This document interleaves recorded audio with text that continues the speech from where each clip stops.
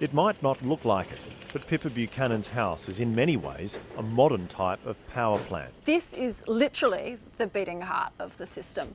A battery is attached to the wall of her garage at Kawarama, 3 hours south of Perth. The battery, in turn, charged by an array of solar panels on the roof above.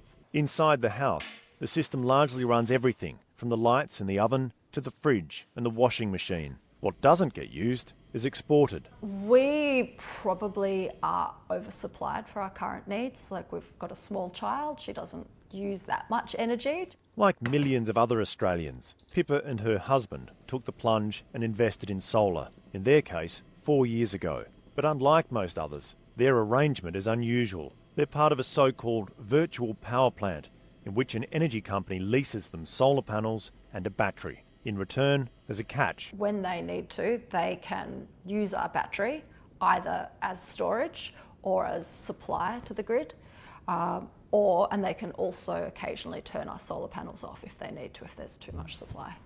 Energy companies say the circumstances where solar needs to be spilled are rare, and households are forewarned and compensated. They say Australia's occasional overabundance of solar needs to be managed, and VPPs can help. When you install solar and battery in people's homes, they all individually have a power plant that can provide that exact same service. But they're too small individually. When you put them together, they can add up to something that's quite significant. Coordinating Australia's rapidly growing fleet of solar panels, batteries and other clean tech looms as a key plank and key challenge of the energy transition.